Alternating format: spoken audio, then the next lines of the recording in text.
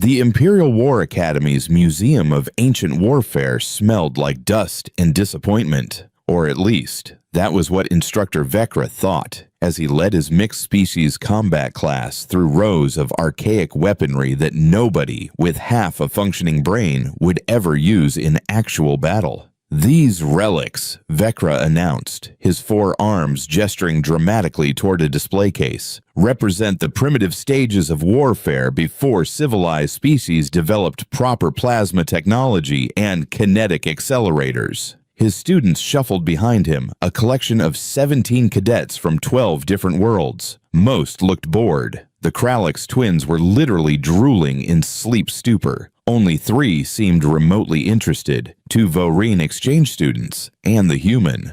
Of course, the human was interested. Cadet Jack Reeves stood at the back of the group, his bipedal frame unremarkable by galactic standards, his expression unreadable. Vecra had learned to watch humans carefully. They had this unsettling habit of being calm right before doing something completely insane. "Now then," Vecra continued, manipulating his data pad with one set of hands while the other set clasped behind his back. "We will examine the progression from handheld bladed instruments to proper energy-based combat systems. Notice how each civilization eventually abandoned these barbaric tools once they achieved basic technological competence." A few students chuckled. The human did not. Vecra moved to the first display, a massive Korvash battle axe that weighed approximately 40 kilograms. The Korvash used these during their clan wars period, roughly 8,000 years ago. Crude, heavy, utterly impractical by modern standards. He tapped another case. The Relian curved blades, known for their ceremonial significance but laughable combat utility. The Thorelians had a mortality rate of 67% in close-quarters combat before developing ranged weaponry. The class dutifully took notes, except Reeves, who just stared at the weapons with an expression Vecra could not quite identify. Curiosity, amusement, indigestion. "Professor," one of the Voreen students raised a tentacle, "why preserve these artifacts if they are so primitive?" "Excellent question, Cadet Thornvex. We preserve them as reminders of how far we have evolved. These weapons represent the darkness of pre-Enlightenment warfare, when soldiers had to actually touch their enemies to kill them." Vecra shuddered theatrically. "Barbaric. Effective, though," Reeves said quietly. The class went silent. Vecra's head scales rippled with irritation. "I am sorry, Cadet Reeves. Did you wish to contribute something to this discussion?" "Just saying." Reeves stepped forward slightly, hands in his pockets in that infuriatingly casual human posture. "Close quarters combat is not exactly obsolete. We still train in it. Hell, half the academy curriculum covers hand-to-hand. For emergency situations only," Vecra corrected sharply. "When all proper equipment has failed. These weapons," he gestured again at the displays, "were primary armaments. Soldiers carried them into battle intentionally. Can you imagine?" Reeves shrugged. "My ancestors did it for thousands of years." "Yes, well, humans are known for doing many inadvisable things for extended periods." A few students laughed. Vecra felt pleased with himself. "Which is precisely why you now use railguns and plasma rifles like every other civilized species, correct?" "Sure," Reeves agreed, but something in his tone suggested he was not actually agreeing at all. Vecra decided to move on before the human said something else irritating. He led the group deeper into the museum, past cases of polearms, maces, and projectile weapons that used chemical propulsion. Honestly, chemical propulsion, like savages. They stopped at a large display labeled Terran Historical Arsenal in Federation Standard. "Ah," Vecra brightened. "Speaking of human warfare evolution, this collection was donated by your own planet's historical society, Cadet Reeves. Perhaps you can explain these artifacts to your fellow students." Reeves approached the case slowly. Inside were perhaps 20 different weapons, ranging from what appeared to be sharpened stones to ornate metal implements with elaborate hilts and guards. "Professor, I am a soldier, not a historian," Reeves said. "Surely you recognize your own species' primitive instruments." Vecra pressed. He sensed an opportunity to emphasize just how far humanity had come from their violent origins. "Please, educate us." Reeves sighed, but stepped closer to the display. "All right, that is a gladius, Roman design. Those are Dao, Chinese cavalry sabers. That is a Viking sayax. Over there, that is a Renaissance rapier. Bottom shelf has some Scottish broadswords and what looks like a katana, though I cannot see the signature from here." The casual knowledge made several students blink in surprise. Vecra felt his scales flatten slightly. "You are familiar with ancient human weaponry, Cadet? My grandfather collected the stuff, had a whole room full of replicas. I grew up around it." "Replicas," Vecra seized on the word. "Because the actual practice of these weapons is extinct, relegated to historical recreation and museum pieces, yes?" "More or less," Reeves admitted. "Excellent. You see, class, even humans, despite their well-documented violent tendencies, have evolved beyond such primitive methods. These blades are curiosities now, nothing more." "Could we see them?" asked Cadet Thornvex. "I mean, actually handle them?" Vecra's scales rippled again. "These are priceless historical artifacts." "Actually, Professor," the museum curator's voice crackled through the comm unit in Vecra's ear, "the human pieces are categorized as demonstration grade. They are cleared for supervised handling. It is in their loan agreement." Vecra tried not to groan audibly. "Very well. One moment, class." He approached the control panel and entered his instructor override code. The display case's containment field flickered and died. The transparent aluminum panel slid upward with a soft hiss. "You may each select one item to examine," Vecra announced. "Carefully. If anyone damages a piece, you will be filing incident reports until you graduate." The students moved forward eagerly. This was the first interesting thing that had happened all week, unless you counted the incident where Cadet Plixnor had accidentally set his dorm room on fire trying to brew contraband stimulants. The Kralix twins each grabbed a Dao, comparing the curved blades and immediately beginning some kind of argument in their clicking language. Thornvex selected the rapier, her tentacles exploring the swept hilt with fascination. Other students grabbed broadswords, the gladius, even the ancient stone knife. Reeves hung back, watching. "Not interested, Cadet?" Vecra asked. "Just deciding," Reeves replied. The human finally reached into the case and withdrew a weapon that Vecra did not recognize. It appeared to be a sword of some kind, single-edged, with a slight curve. The blade was perhaps 75 centimeters long, the handle wrapped in what looked like twisted cord. A simple circular guard separated blade from grip. Reeves held it up, examining the edge critically. He shifted his grip, adjusted his stance, and performed a single slow practice cut through the air. Then he stopped, frowned, did it again. "Something wrong, Cadet?" Vecra asked, amused. Perhaps the human was finally experiencing some appropriate reverence for historical artifacts. "Yeah, actually," Reeves said, still frowning at the blade. "This is not balanced right." The class went quiet again. "I beg your pardon?" Vecra said. "The balance," Reeves repeated. "It is all wrong. The point of percussion is way off. The center of gravity should be about 4 inches from the guard, but this thing feels like it is almost at the midpoint of the blade, and the edge geometry is weird, too thick at the spine, not enough distal taper." Vecra stared. "Cadet Reeves, that is a genuine historical artifact from your own planet's feudal period. I hardly think you are qualified to critique its manufacture." "I am not critiquing the manufacture, Professor. I am saying this specific sword is badly balanced. Could be a replica that was never properly made. Could be damage from age. But something is definitely off. One of the Voreen students, Cadet Mixtal, gestured with a free tentacle. How can you possibly tell such things just by holding it? Feel, Reeves said simply. He extended the sword toward her. Here, try it yourself. Hold it loosely. Let it move naturally. A properly balanced blade wants to cut. This one fights you. Mixtal wrapped 2 tentacles around the grip experimentally. She made a hesitant swinging motion.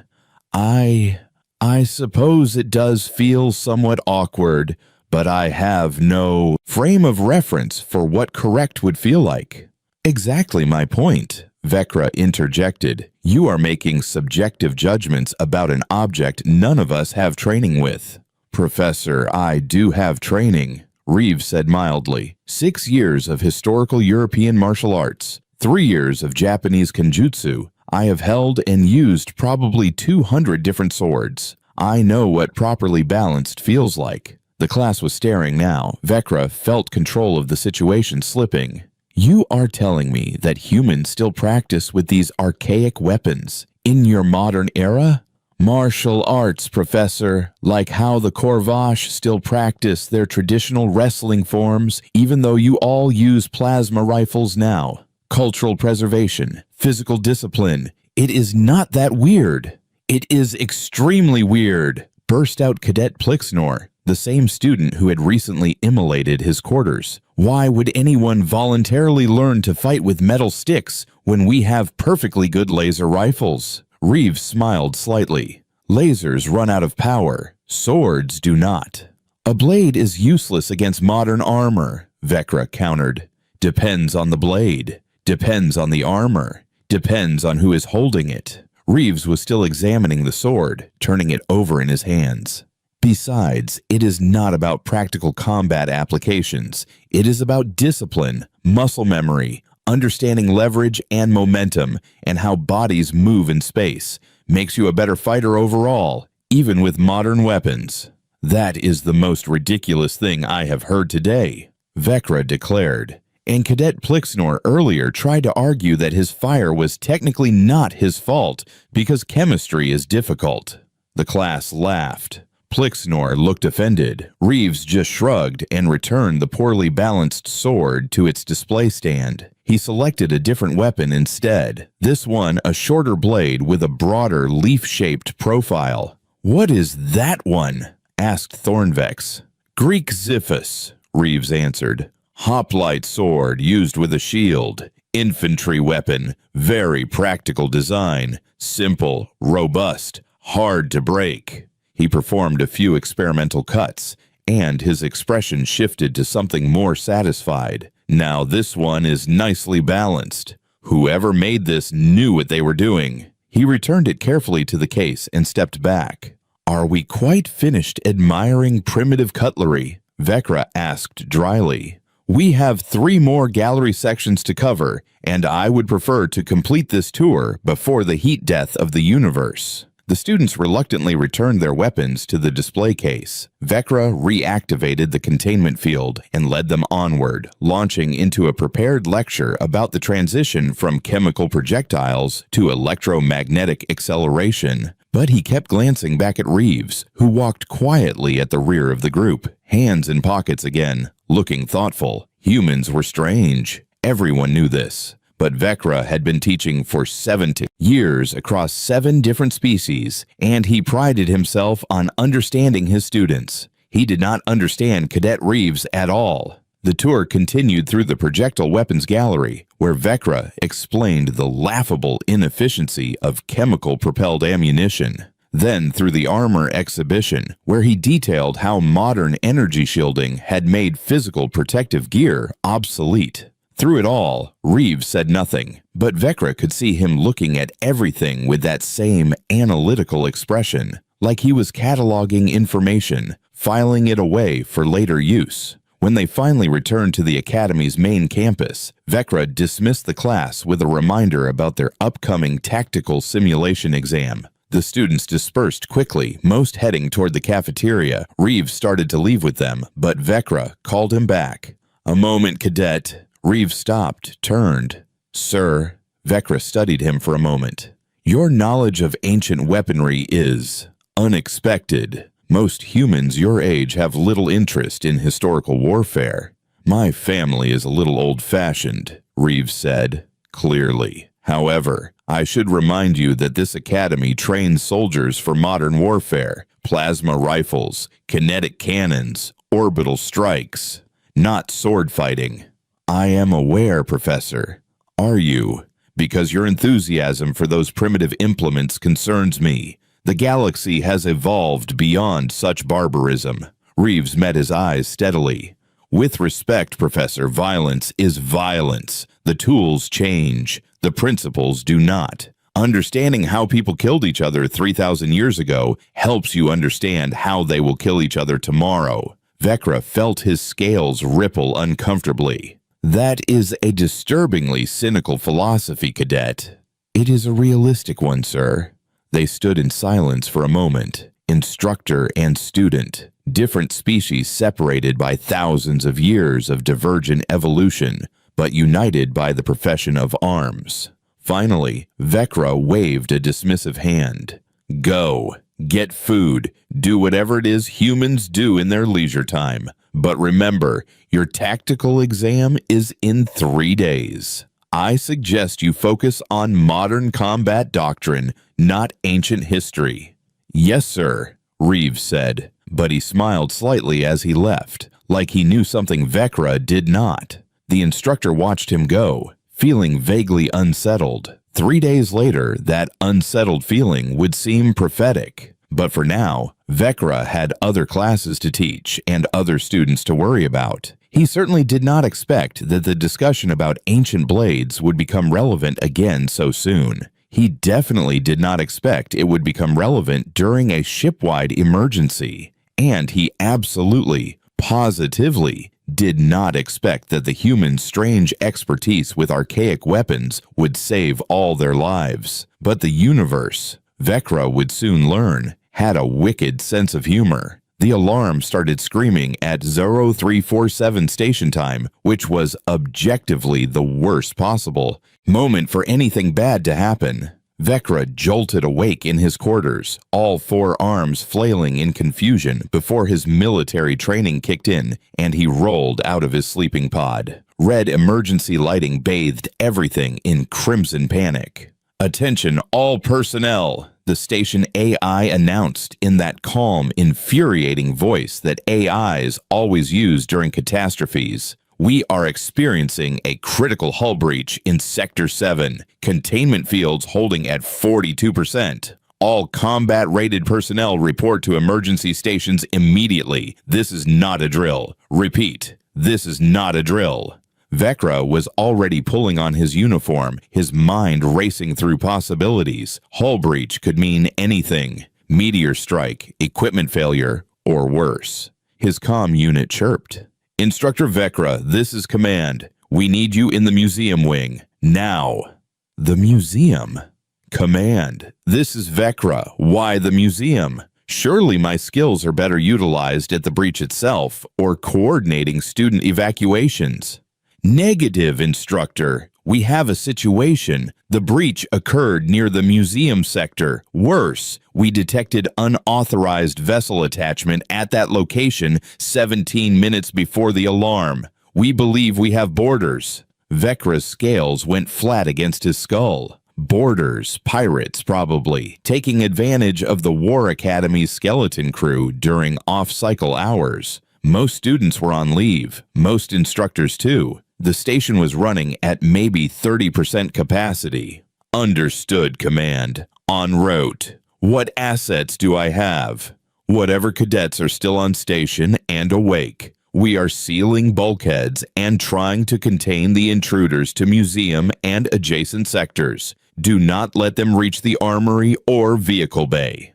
Copy that. Vecra grabbed his sidearm, checked the charge, and sprinted into the corridor. The museum wing was a full minute's run from his quarters. He covered the distance in 45 seconds, his heart's pounding in syncopation. Other doors were opening along the way. confused students stumbling out, some in uniform, some in sleeping clothes. "Anyone combat-rated, follow me," Vecra shouted without stopping. "Everyone else, get to the designated shelter points." He heard footsteps behind him. Good. He would take whatever help he could get. The museum entrance was in chaos. 2 security officers were setting up a defensive position behind overturned benches. One of them was bleeding from a nasty cut across his shoulder.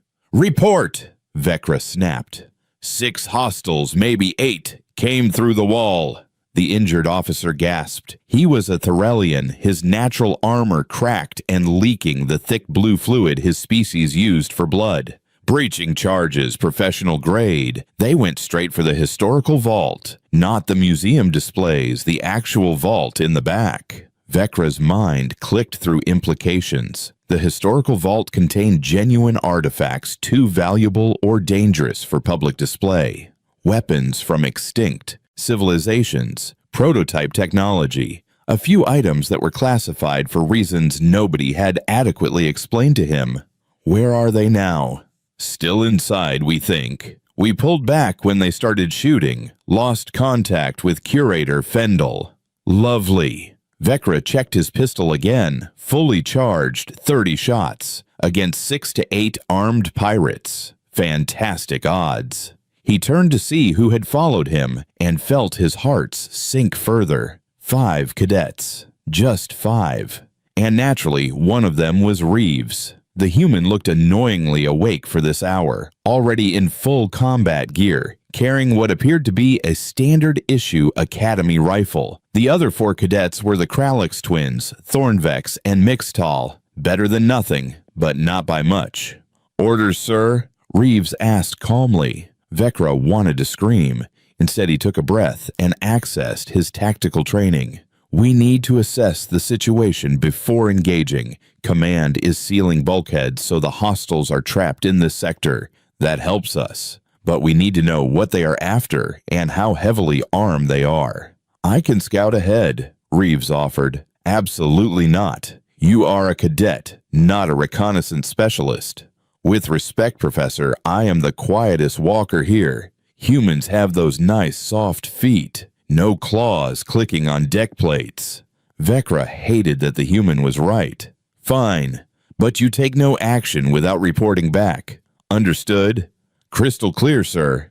Reeves moved forward in a crouch, weapon ready, disappearing into the darkened museum with unnerving silence. The human was right about the feet thing. Vecra could not hear him at all once he was 10 meters away. They waited. Vecra counted heartbeats. 30 seconds. 60. 90. His comm crackled. Reeves whispering. 6 hostiles confirmed. Heavy armor, military-grade plasma rifles. They have breached the historical vault and are pulling items out. Looks like they know exactly what they want. Taking artifacts from the restricted section. They have already killed Curator Fendel. Body is visible near the vault entrance. Vecra felt his scales ripple in anger. Fendel had been a colleague for 9 years. Not a close friend, but a decent being who had never hurt anyone. "Can you identify what they are taking?" A pause. "Negative, too dark and too far, but they are working fast. Professional operation. I would estimate 10 minutes before they are ready to extract. Pull back to our position, Cadet." "Copy that." Reeves materialized from the shadows like a ghost, making even Vecra jump slightly. They have a path back to their breach point clear. If we want to stop them, we need to do it in the next few minutes. 6 against 6, Vecra mused. If we had better positioning, maybe, but charging into the vault room is suicide. "We do not need to charge," Reeves said thoughtfully. "We need to make them come to us, fight on our terms, not theirs." "And how do you propose we accomplish that, Cadet?" Reeves smiled, and Vecra suddenly remembered every unsettling thing about humans he had ever learned. "We use bait, and we stack the deck." 3 minutes later, Vecra was seriously questioning his judgment in listening to a 19-year-old human with delusions of tactical genius. But they were committed now. The plan was simple, which Vecra appreciated because complicated plans fell apart under pressure. The Kralix twins had positioned themselves in the upper gallery with the two security officers, providing elevated firing positions. Thornvex and Mixitol were behind cover on opposite sides of the main hall, creating a crossfire zone. Vecra himself was positioned near the entrance, ready to seal the escape route on command. And Reeves was walking directly toward the vault, alone, weapons slung across his back, hands clearly visible and empty. "This is insane," Vecra muttered into the comm. "Probably," Reeves agreed cheerfully, "but it will work." The human reached the vault entrance and called out in clear, loud galactic standard. "Hey, you folks in there, the station is locked down. You are not getting out. We can do this easy or hard, your choice." For a moment, nothing happened. Then a massive armored figure stepped into view. Corvash, from the look of the build. The plasma rifle in his hands was bigger than Reeves's entire torso. "Little human," the pirate's voice rumbled through external speakers. "You should run away. We do not have time for games." "See, that is the thing," Reeves said conversationally. "I am really bad at following advice. Character flaw. Just ask my instructors." 2 more pirates emerged from the vault. Then 3 more, all armed, all clearly annoyed. "Last warning," the lead Corvash growled. "Yeah, I am going to pass on running away, but I will offer you a counter-proposal. You surrender, nobody else dies today, and you get to spend the next 20 years in a moderately comfortable prison instead of a grave. Sound good?" The lead pirate laughed. It sounded like rocks grinding together. Bold words for someone about to become plasma vapor. He raised his rifle, and Reeves moved. The human dropped straight down as the first shot ionized the air where his head had been. In the same motion, he drew something from his belt and threw it in a single fluid movement that Vecra barely tracked. The object was small, metallic, and spun end over end through the air with lethal precision. It was, Vecra realized with shock, one of the throwing knives from the museum display. The ones Reeves must have grabbed during his scouting run. The knife buried itself in the lead pirate's throat, right in the gap between helmet and chest armor. The Corvash staggered, gurgling, his rifle firing wildly into the ceiling. "Now!" Vecra screamed. The ambush erupted. Plasma fire rained down from the gallery. The cadets opened up from their crossfire positions. The pirates, caught completely off guard, scrambled for cover. But Reeves was not done. The human had rolled behind a display case during the chaos and came up with something else in his hands. The gladius, Vecra realized. The actual ancient Roman gladius from the Terran display. A pirate rushed Reeves's position, probably thinking close combat against an unarmored cadet would be easy. Reeves proved him spectacularly wrong. The human moved like water, like he had been born with a blade in his hand. He sidestepped the pirate's rifle burst, closed the distance in 2 steps, and drove the gladius up under the pirate's arm where the armor joints flexed. The blade punched through, and the pirate dropped screaming. "Vecra, seal the entrance!" Reeves shouted. The instructor slammed his hand on the control panel. The heavy blast doors began grinding closed. 2 pirates made a run for the exit. The Kralix twins dropped one with concentrated fire. The other made it to the doorway just as the blast door sealed shut, catching him halfway. There was a wet crunching sound, then silence. 3 pirates down, 3 to go. Except the remaining 3 had found better cover and were returning fire with professional discipline. Plasma bolts cracked through the museum, shattering display cases and setting ancient artifacts ablaze. "We need to end this fast," Thornvex called out. "They are going to destroy everything." Reeves was already moving, blade still in hand, using the display cases as cover as he flanked the pirate's position. Vecra tried to provide covering fire, but his pistol was designed for close-range defense, not this kind of firefight. One pirate spotted Reeves and spun, rifle tracking the human's movement. Reeves threw the gladius. It was not a throwing weapon, not designed for it. but the human put enough force behind it that the blade spun twice and struck the pirate pommel first in the faceplate with a crack that echoed through the hall. The pirate stumbled backward, visor shattered, and Thornavex finished him with a precise shot. 2 left. The remaining pirates were backing toward the vault, clearly trying to either grab their stolen goods or find better defensive ground. Reeves grabbed another weapon from a broken display case, a Viking hand axe this time, single-bladed, simple design. "Cadet Reeves, stop grabbing museum pieces and use your actual weapon," Vecra shouted. "Rifle is out of charge," Reeves called back. "Besides, these work fine." The human threw the axe in a perfect rotation. It caught one pirate in the knee joint, and the armored figure collapsed with a shriek. Last pirate standing. And apparently, that pirate had reached his limit. He dropped his rifle, raised his hands, and started screaming surrender in 3 different languages. Silence fell over the museum, broken only by the crackle of small fires and the groans of wounded pirates. Vecra slowly stood from cover, all 4 arms trembling with adrenaline crash. He stared at the carnage, at the destroyed displays, at the bodies, at the ancient weapons scattered across the floor, some still embedded in pirates. At Reeves, standing in the middle of it all, breathing hard but seemingly unhurt, looking around for another weapon just in case. "Cadet Reeves," Vecra said carefully. "Yes, sir." "You just won a firefight against armored pirates using museum pieces." "Yes, sir." "Ancient museum pieces that I specifically told you were primitive and useless." "To be fair, sir, I also used tactics and the element of surprise. The swords were just tools." Vecra walked over to where the gladius lay on the deck, next to the pirate it had been thrown at. He picked it up carefully. The blade was undamaged, barely even scuffed. "You threw a 2,000-year-old artifact at an armed criminal."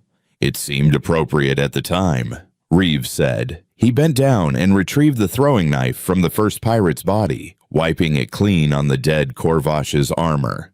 "Also, I was right about the balance issue. This gladius throws beautifully, but that sword from yesterday would have tumbled wrong and probably missed." Security forces were pouring into the museum now, weapons ready, securing the scene. Medical teams rushed to tend the wounded security officers. Command was barking orders through comm channels. Vecra just stood there, holding an ancient Roman sword that smelled like fresh violence, trying to process what had just happened. The Kralix twins climbed down from the gallery, chattering excitedly. Thornvex and Mixtal emerged from cover, both looking shaken but unharmed. Reeves walked over to the Terran display case, or what remained of it, and started carefully collecting the scattered weapons. "We should document which artifacts got damaged. Curator Fendal would have wanted proper records." "Fendal is dead, Cadet." "I know, sir. That is why we owe him proper records." Vecra felt something shift in his understanding. He looked at this human, this young soldier who casually quoted ancient warfare while respecting dead colleagues, who turned museum pieces into functional weapons because the situation demanded it. "Your grandfather," Vecra said slowly, "the one who collected replica swords, he taught you to use them." "He was Special Forces, sir, retired. He believed in understanding all forms of combat, not just the ones in the current manual. Said you never know when old knowledge will save your life." "He was wise." "He was paranoid and obsessive," Reeves corrected with a slight smile.